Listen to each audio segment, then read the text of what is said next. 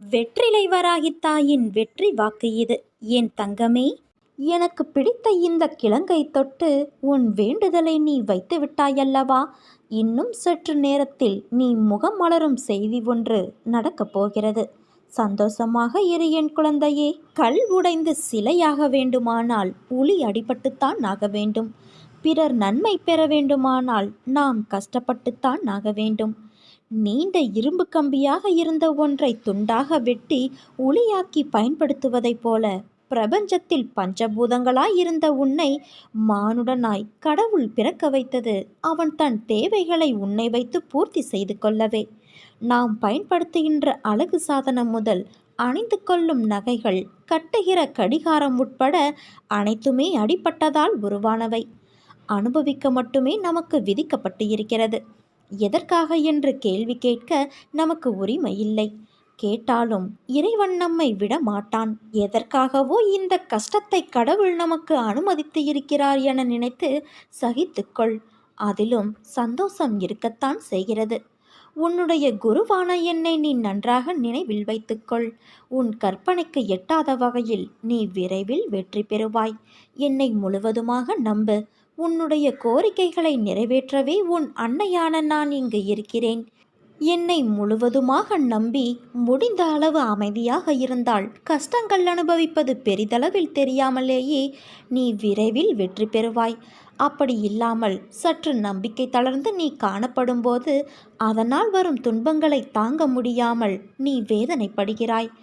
எப்படி இருந்தாலும் என்னால் அதை பொறுத்து கொள்ள முடியாது. என்னை நம்பி சரணடைந்தவர்களை நான் எப்போதும் புறம் தள்ளுவது இல்லை. உன்னுடைய கணக்கை நான் எப்போதோ கூட்டி கழித்து எழுதி முடித்துவிட்டேன். அதற்கு பிறகுதான் நீ இந்த பிறவியில் என் பக்தனானாய். உனக்கான காலம் நான் குறித்திருக்கும் வரை உனக்கான தெம்பை நான் கொடுத்து வருவேன்.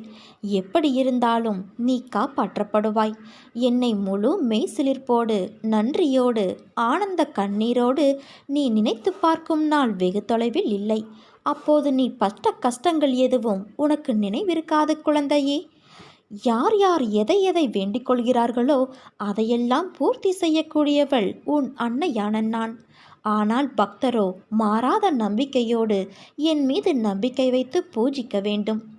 சூரியனை மறைக்க முடியாதது போல குருவின் மகிமையை ஒழிக்க முடியாது. அது 10 திசைகளிலும் தானாகவே பரவி பெருகியது. யார் சாத்வீகமான குணம் உள்ளவர்களோ அவர்கள் வீடு தேடி செல்பவரான குரு தேவர். அந்த வீட்டில் உள்ளவர்களுக்கும் இகம் பரம் இரண்டுக்கும் தேவையான செல்வம் அளித்து ஆசிர்வதிப்பேன். வெற்றி வராகி தாயான உன் அன்னைக்கு ஏழைக்கும் ராஜ்யத்தை அளிக்கும் சக்தி உண்டு. அதே சமயம் எனக்கு கோபம் வந்தால் எதையும் சாம்பலாக்கி விடுவேன். வெகு நாட்களுக்கு முன்பு ஒரு பறவை பாலைவனத்தின் வெப்பத்தால் தன் உடல் இறகுகள் அனைத்தையும் இழந்து உண்ணவும் பருகவும் உறைவிடமும் எதுவும் இன்றி தவித்து கொண்டு இருந்தது. ஒரு நாள் ஒரு ஞானி அப்பாலை நிலத்தை கடந்து செல்வதை கண்ட அப்பறவை அவரிடம் எங்கு செல்கிறீர்கள் என்று கேட்டது. முக்காலத்தையும் உணர்ந்த என் குருவை சந்திக்க செல்கிறேன் என்று அவரும் பதில் கூறினார். உடனே அப்பறவை என்று என் துன்பங்கள் முடிவுறும் என்று அவரிடம் கேட்டு சொல்லுங்கள் என்று பறவை கேட்டது. தன் குருவை அடைந்த அத்தூதர் இறைவனிடம் அப்பறவையின் பரிதாப நிலையை விளக்கி கூறி எப்பொழுது அதன் துன்பம் முடிவுறும் என்று கேட்டார். இன்னும் 7 பிறவிகள் அப்பறவை அது அனுபவிக்கும் துன்பத்தை அனுபவித்தாக வேண்டும் என்று குரு பதில் கூறினார். இதை கேட்டால் ஏற்கனவே சோர்வுற்றிருக்கும் அப்பறவை மேலும் மனமொடிந்து போய்விடுமே என்று எண்ணிய ஞானி இதற்கொரு நல்ல தீர்வை கூறுங்கள் ஐயா என வேண்ட குருவும் மனம் இறங்கி அனைத்தும் நன்மைக்கே, அனைத்திற்கும் நன்றி என்ற மந்திரத்தை திரும்ப திரும்ப கூறினால் நன்மை விளையும் என்று சொல்லி மந்திரத்தையும் கற்பித்தார். குரு கற்பித்த அந்த மந்திரத்தை ஞானியும் அப்பறவைக்கு கூறி சென்று விட்டார். 7 நாட்களுக்கு பிறகு அந்த ஞானி அப்பாலை நிலத்தை கடந்து சென்றபோது அந்த பறவையின் உடல் இறகுகள் முளைத்திருந்தன. அப்பாலை நிலத்தில் ஒரு சிறு செடி கூட முளைத்திருந்தது. ஒரு சிறிய நீர்நிலையும் அங்கு இருந்தது. ஆனந்தத்துடன் அங்கும் இங்கும் மகிழ்வுடன் அப்பறவை அலைந்து திரிந்து கொண்டிருந்தது. குருவிற்கு மகா ஆச்சரியம்.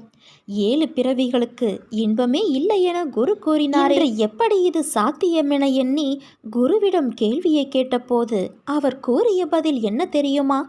ஆம், 7 பிறவிகளுக்கு அப்பறவைக்கு எவ்வித மகிழ்வும் இல்லை என்ற விதி இருந்தது. உண்மைதான். ஆனால் அனைத்தும் நன்மைக்கே, அனைத்திற்கும் நன்றி என்ற மந்திரத்தை அப்பறவை பாலையின் சுடுமணலில் விழுந்த போதும், வெப்பத்தில் வருந்தி பறக்க முடியாது தவித்த போதும், சூழல் எதுவானாலும் நம்பிக்கையோடு சொன்னது. எனவே 7 பிறவியின் ஊழ்வினை பயன் 7 நாட்களில் கரைந்து மறைந்தது என்று பதில் கூறினார். அதேபோல நாமும் உறவுகள், பொருளாதாரம், சமுதாய வாழ்வு, வியாபாரம், நண்பர்கள், வேலையாட்கள், உடன் பணியாற்றுவோர் என அனைத்திலும், எல்லா சூழ்நிலைகளிலும், எல்லா நேரங்களிலும் நடப்பவை அனைத்தும் நன்மைக்கே. நன்றி நன்றி என்று உளமாற கூறிப்பார். நீ செய்த பாவங்கள் அனைத்தும் பறந்தோடிவிடும். உன் உச்சி முதல் உள்ளங்கால் வரை கவசமாக உன் அன்னையான நான் இருக்கிறேன். உன் தொழில் எதுவானாலும் உன் வேலையை என்னுடையதாக மாற்றிவிடுகிறேன். பார்வையும் பார்க்கப்படும் பொருளும் நானாக இருக்கிறேன். இவ்வளவாக நான் உழைத்து கொண்டு இருப்பதால் பயமேன்? பயமற்று இரு. ஏக்கம் எதற்கு? எனக்காகவே ஏங்கு. பரபரப்பு எதற்கு? என் மீதே மிக்க ஆவல் கொள். கவலை எதற்கு? எனக்காக கவலைப்பட. பரஸ்பர அனுக்கிரகத்தாலேயே நான் இருக்கிறேன். ஆத்மார்த்த அன்பு எங்கு உண்டோ அங்கு நானும் இருப்பேன். யார் வேண்டுமானாலும் எதை வேண்டுமானாலும் பேசட்டும். உன் பாதையில் நீ உறுதியாக செல். அவரிடம் நம்பிக்கை வையுங்கள், இவரிடம் நம்பிக்கை வையுங்கள் என்றெல்லாம் பிறர் சொல்வதை கேட்டு மயங்காதே. முதலில் உன் மீது நம்பிக்கை வை. உன் மீது வைக்கின்ற அசைக்க முடியாத நம்பிக்கையே என் மீது நீ வைக்கின்ற நம்பிக்கையாகும். என்னால் எதுவும் முடியும் என்று சொல். நிச்சயம் அது முடியும். காரணம், உன்னில் இருப்பது நீ அல்ல, உன் வெற்றி வராகி தாயான நான். உன் கனவுகள் அனைத்தும் விரைவில் பூர்த்தியாகும். உன் எண்ணங்கள் நிறைவேறும். உன்னை தேடி அதிர்ஷ்டம் வரும் நேரம் இது என் குழந்தையே. யார் வேண்டுமானாலும் நூற்றுக்கணக்கான விஷயங்களை உனக்கு எதிராக கூறட்டும். ஆனால் அவர்களுக்கு எந்த விதத்திலும் கசப்பான பதிலளிக்கும்படியான சீற்றம் கொள்ளாதே. இவ்வாறான விஷயங்களை எப்போதும் சகித்து கொண்டு இருந்தாயானால் நீ நிச்சயம் மகிழ்ச்சியடைய முடியும். என் முன் படைக்கும் உணவை ஈ, எறும்பு, காகம், நாய் போன்ற வாயில்லா ஜீவனுக்கு வை. உன் உணவு என்னை வந்து நிச்சயம் சேரும். இறந்த காலத்தையே நினைத்து வேதனை கொள்வதை விட இனி வரும் காலங்களை நினைத்து நிம்மதி கொள். உன் அன்னை நான் இருக்கிறேன். உன் எதிர்காலத்தை நல்ல முறையில் உருவாக்கி தருவதற்கு. உன் வாழ்க்கையில் நான் எல்லாவற்றையும் ஒவ்வொன்றாக ஏற்பாடு செய்கிறேன். எனக்கு இதை செய்ய தெரியாதா என்ன? காத்திரு குழந்தையே. நான் சொன்னபடி நீ தேர்ந்தெடுக்கப்படுவாய். நான் என் வார்த்தைகளில் தவறிவிட்டேன் என்று நீ நினைக்கிறாய். உன் செயல்முறை இதுவரை முடிவடையவில்லை. நம்பிக்கையும் பொறுமையும் கொண்டு காத்திரு. நீ நம்பிக்கையோடு இரு, நல்லதே நடக்கும். உன் வெற்றிலை வராகி என்னும் வெற்றி வராகியான நான் இருக்கும்போது பயம் எதற்கு உனக்கு? நல்லதே நடக்கும்.